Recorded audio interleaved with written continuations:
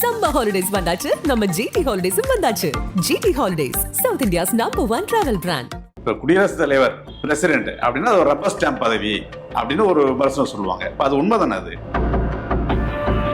இப்போ வந்து BJP government ஆட்சி கிரஹாம் ஸ்டெயின்ஸ்ன்ற ஒரு கிறிஸ்தவ மத பிரச்சாரகர் அவங்களோட 2 மைனர் குழந்தைகளோட உயிரோட கொளுத்திட்டாங்க. நேத்து அவங்களை ரிலீஸ் பண்ணிட்டாங்க.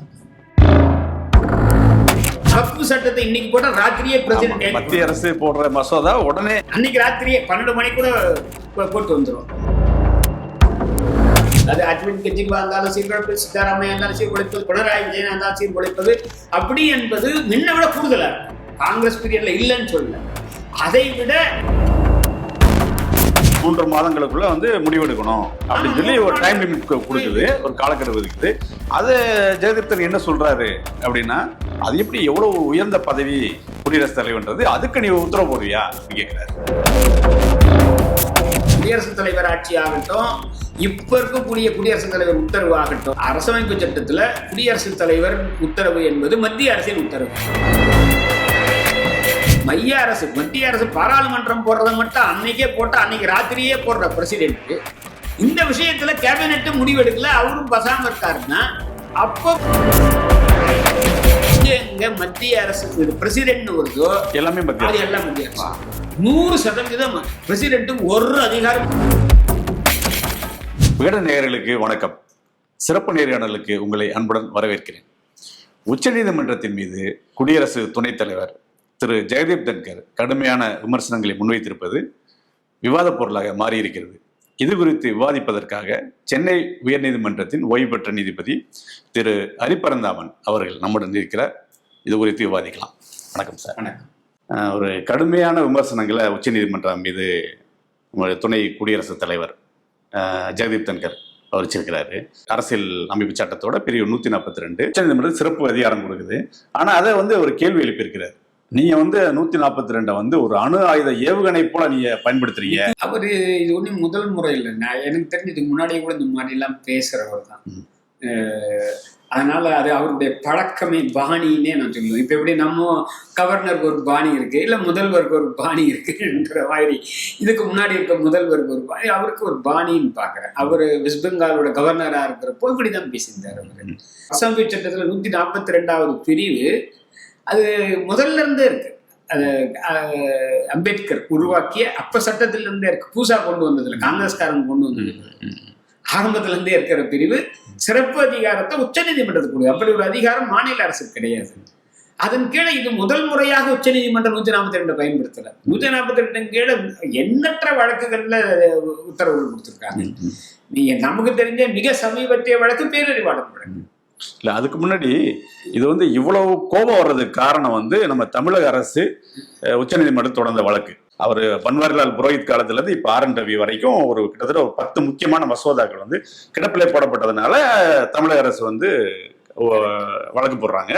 அதுல வழங்கப்பட்ட தீர்ப்பு தான் வந்து குடியரசுத் தலைவரை வந்து நீங்க அவங்கள 3 மாதம் காலக்கெடு விதிச்சிருக்காங்க. அந்த கோபத்துலதான் வந்து தன்கர் இப்படி பேசுறாரு. இதுல ஒரு 2 செய்தியை சொல்ல. ஒண்ணு, இன்னைக்கு அவர் வந்து சொன்னதை வந்து குறிப்பாக நடுநிலையான ஒரு பத்திரிகை என்று சொல்லக்கூடிய டைம்ஸ் ஆஃப் இந்தியாவுடைய எடிட்டோரியல்ல என்ன கேட்டா மிக கடுமையான கண்டனத்தை தெரிவிச்சிருக்காங்க.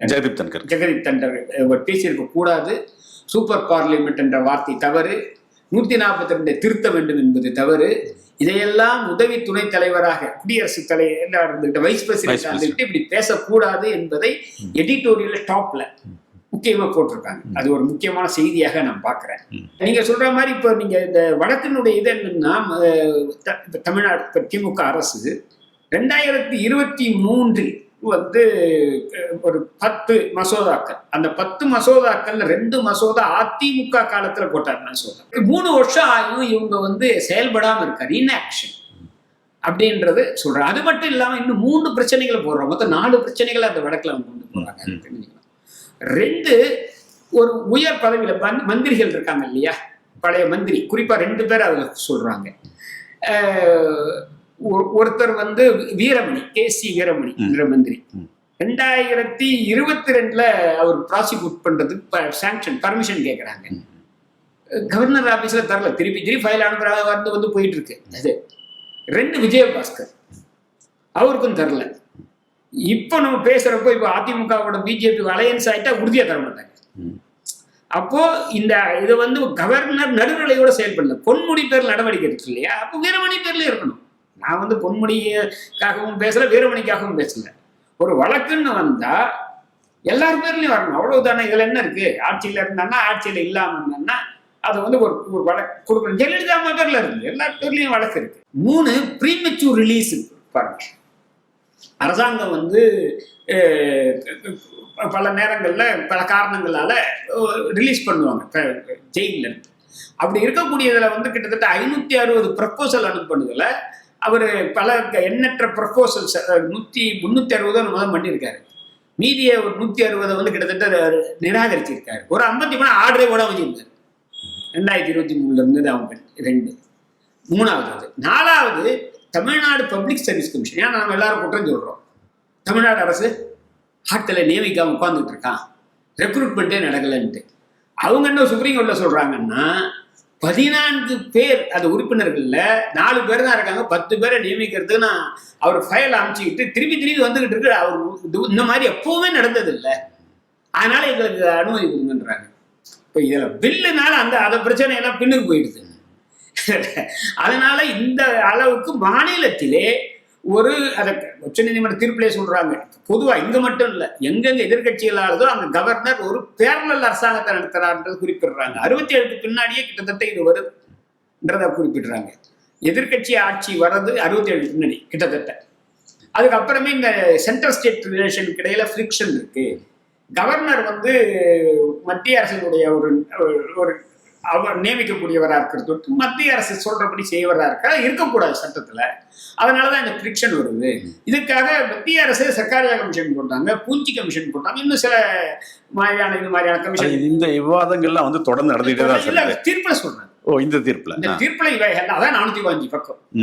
அப்ப இந்த உச்சநீதிமன்றத்தை கொடுத்த தீர்ப்புல வந்து எல்லாம் சட்ட ரீதியா தான் சொல்லியிருக்காங்க. சட்ட ரீதியா தான். மாநில அதுல கோவப்படுறதுக்கு ஒண்ணு இல்ல. அதுல என்ன கோவப்படுறது? ஒண்ணு மாநிலத்துக்காக கூடுதலா ஒண்ணு வாடிலாம் வழங்கல.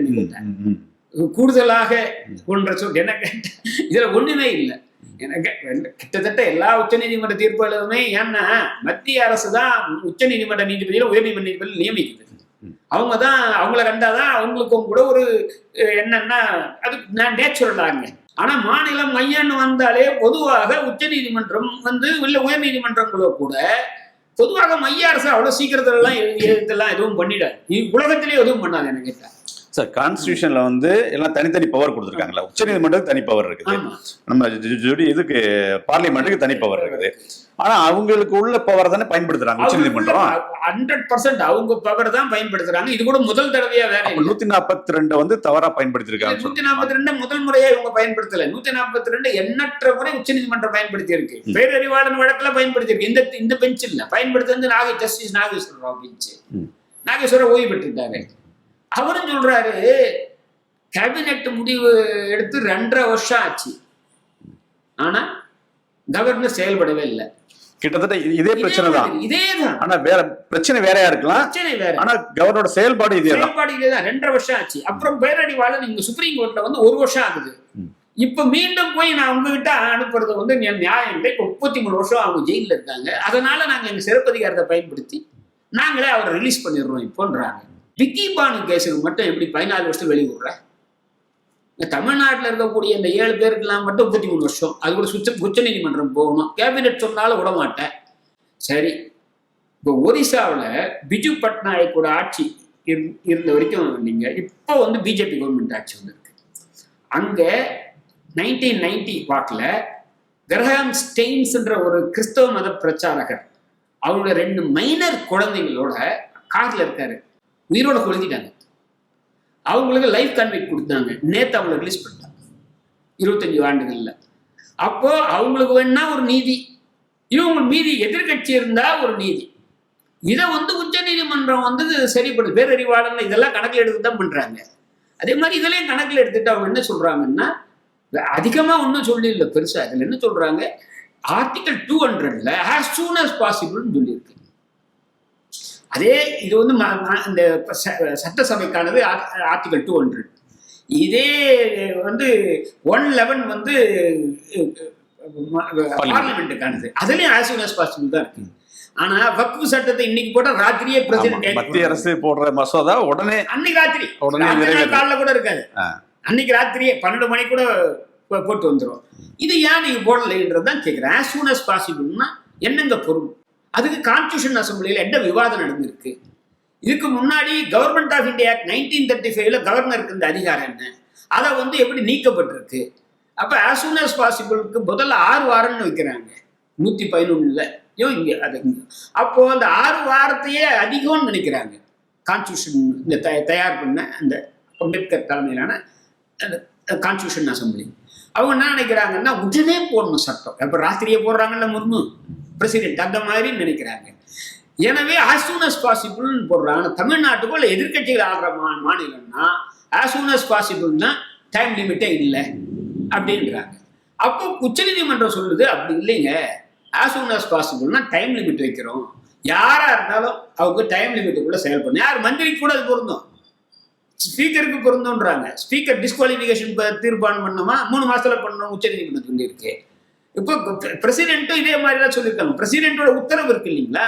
இப்போ பேரறிவாளன் மாதிரி பிரசிடென்ட்டோட உத்தரவு ஆர்டிகல் 72, இது ஆர்டிகல் 161 கான்ஸ்டியூஷன்ல பிரசிடென்ட்டோட உத்தரவை பலதரந்து ஒன்றிருக்கு உச்சநீதிமன்றம்.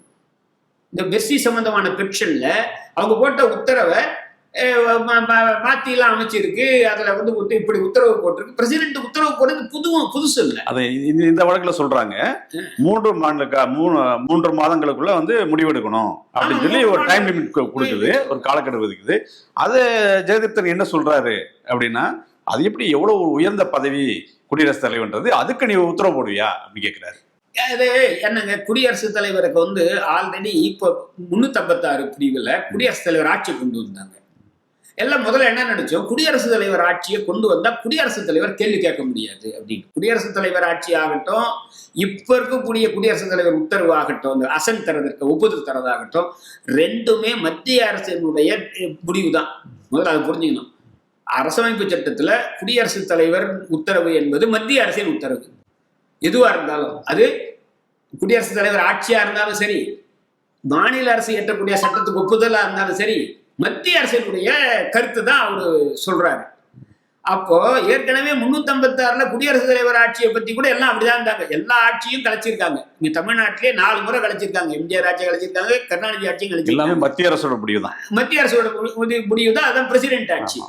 இப்போ 1995ல எஸ்ஆர் பொம்மையில சொல்லிட்டாங்க, நீ மேல இந்த மாதிரி 356 இன்வோக் பண்ணியானா நாங்க விசாரிப்போம்ட்டாங்க. விசாரிச்சு ரத்து பண்ணுவோம்னாங்க. எஸ்ஆர் பொம்மையை ரத்தும் பண்ணாங்க. அப்போ அதுக்கப்புறம் இப்போ குறைஞ்சி போச்சா இல்லையா 95க்கு அப்புறம்? அது தப்பா? அப்போ அதனால பிரசிடென்ட்னா அதுக்கு அவருக்கு எல்லாத்துக்கும் மேற்பட்டவர்லாம் இல்லை. பிரசிடென்ட்றது சென்ட்ரல் கேபினெட் தான்.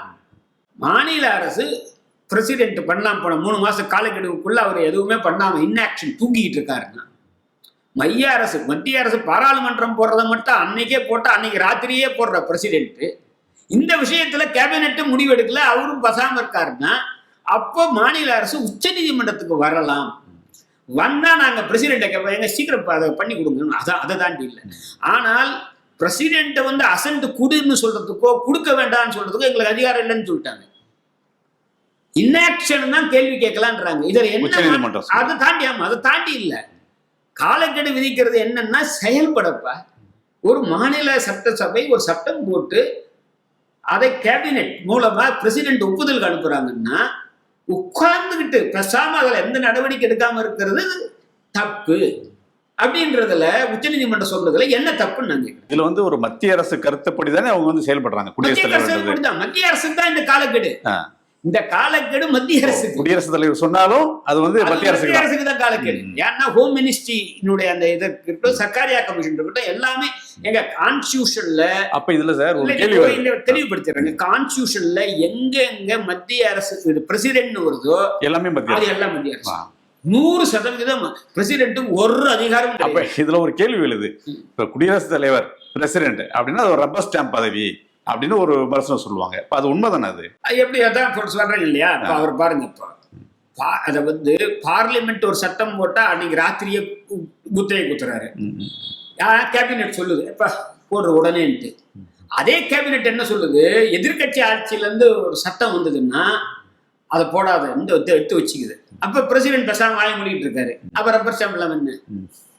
நான் சொல்லுங்க, இதை கான்ஸ்டிடியூஷன் அசம்பிளி டிபேட்லயே சொல்றாங்க. இது வரைக்கும் ஒன்றிய அரசு போடுற அந்த சட்டங்களை எந்த பிரசிடென்டாவது முடியாது. ஒரே ஒரு இடத்துல அது வந்திருக்குங்க.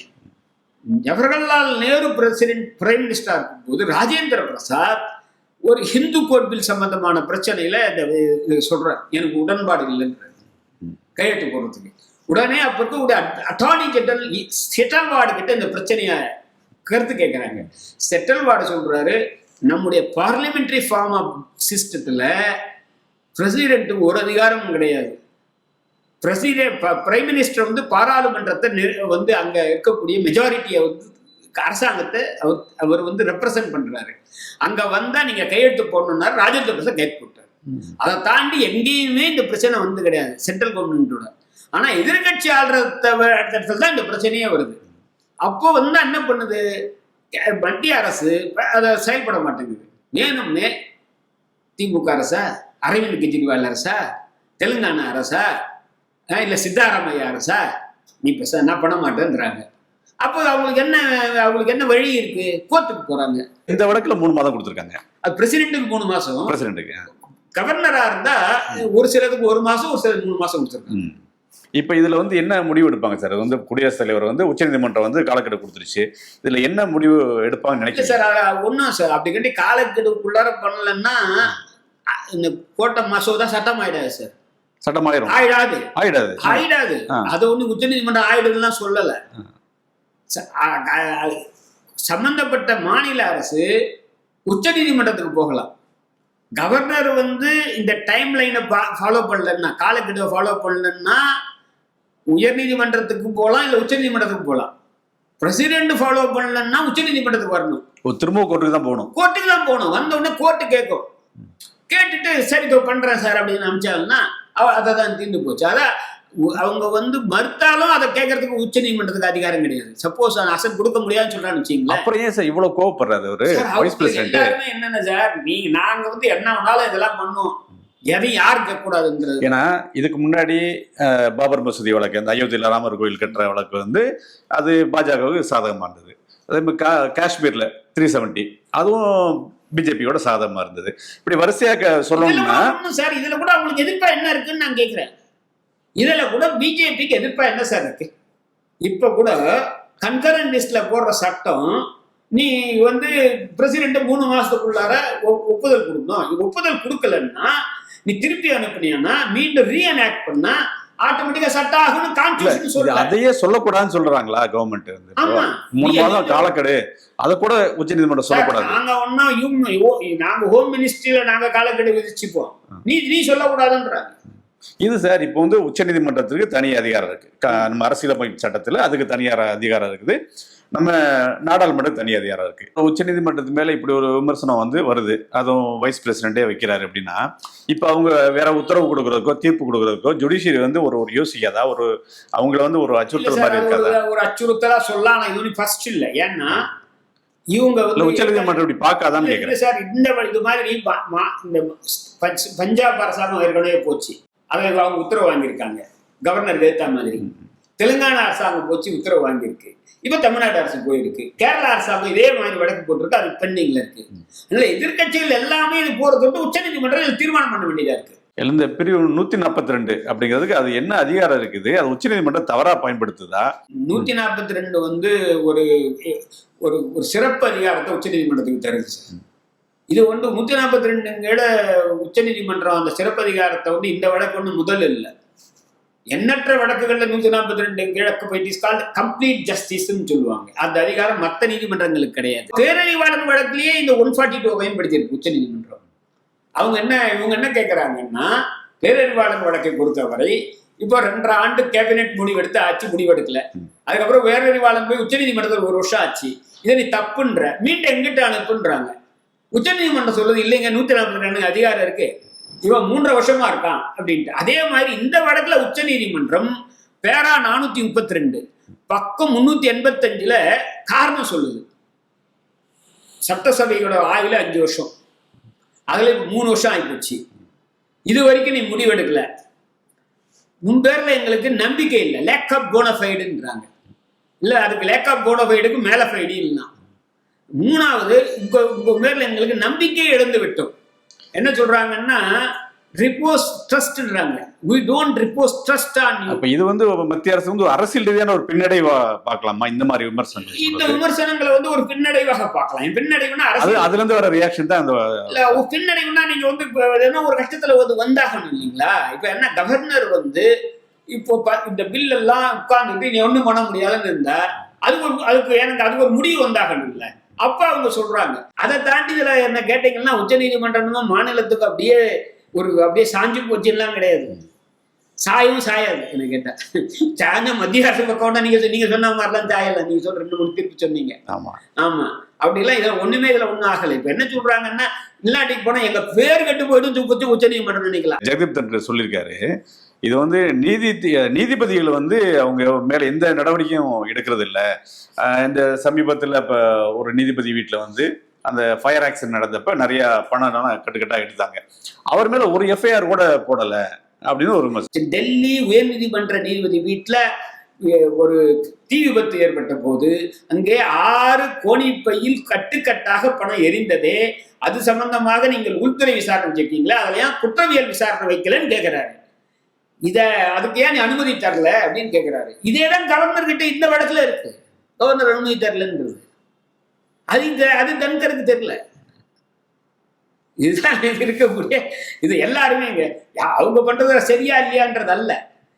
இவங்க தொடர்ந்து இப்போ எல்லா அரசுமே இப்போ வந்து அவங்களுக்கு வேண்டியதா இருந்தா தரமாட்டாங்க. நாளைக்கு இந்த அதிமுகவுக்கு நாளைக்கு இந்த அலையன்ஸ் முடியலன்னா நாளைக்கு பர்மிஷன் கிடைக்கும், சாங்ஷன் கிடைக்கும்.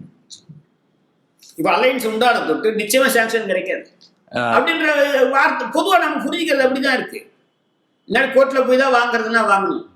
அது இப்போ இல்லை, அது திருப்பி ஃபைல் அனுப்பி. இப்ப என்ன தெரியுமா அவர் ஸ்டாண்ட் எடுக்கிறாரு, எங்கிட்ட ஃபைல் இல்லை, நான் திருப்பி அமைச்சிருக்கேன். அது வீரமணி ஃபைல் 4 முறை வந்திருக்கு. திருப்பி முதல் முறையே கேட்க மாட்டாரு. இந்த முறை இங்க கமா போடலம்பாரு, அடுத்த முறை இங்க புதுசா வைக்கலம்பாரு, இந்த முறை இந்த பேப்பர் தரலம்பாரு, அடுத்த முறை இன்னொரு பேப்பர் தரலம்பாரு. இப்படியே 2.5 வருஷம் விளையாடிட்டு இருக்காரு. ஏன்னா அது தரக்கூடாதுன்னு நினைக்கிறாரு. அப்போ இவருடைய இப்போ உயர்கல்வியே கம்ப்ளீட்டா ஸ்தம்பிச்சு போயிருக்கு.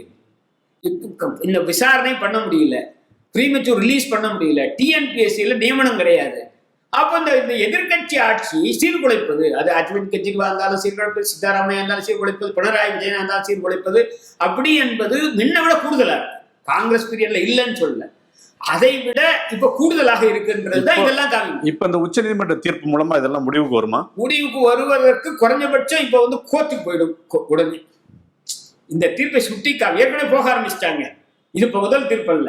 ஏற்கனவே பஞ்சாப் ஃபர்ஸ்ட், இப்ப தெலுங்கானா போயாச்சு, தமிழ்நாடு, கேரளா ரெடியா இருக்கு, கேரளாவோட நடந்துட்டு இருக்கு இப்போ.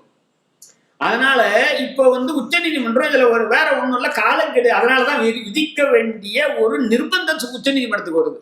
உச்ச நீதிமன்றம் வந்து எந்த அமைப்புமே இந்த அரசுக்கு எதிராக எதுவுமே பேசக்கூடாது. ஒற்றைதான் அவங்க நினைக்கிறத ஒரு டிக்டேட்டர்ஷிப் மாதிரி தான் நினைக்கிறாங்க. சரிங்க சார், அது கூடுதலா இருக்கு. இப்ப கிட்டத்தட்ட இந்திரா காந்தியை பத்தி அவங்க சொல்ற அவசர நிலை காலம் இருக்குல்ல, அந்த காலம் 10 ஆண்டுகளா இருக்கு. நம்ம அவசர நிலை காலத்துல 2 ஆண்டு தான் அனுபவிச்சோம். இப்ப 10 ஆண்டுகளா டைட் ஆகிட்டே இருக்கு. ரொம்ப நன்றி சார். சம்மர் ஹாலிடேஸ் வந்தாச்சு, நம்ம ஜிடி ஹாலிடேஸும் வந்தாச்சு. G T holidays, south India's number 1 travel brand.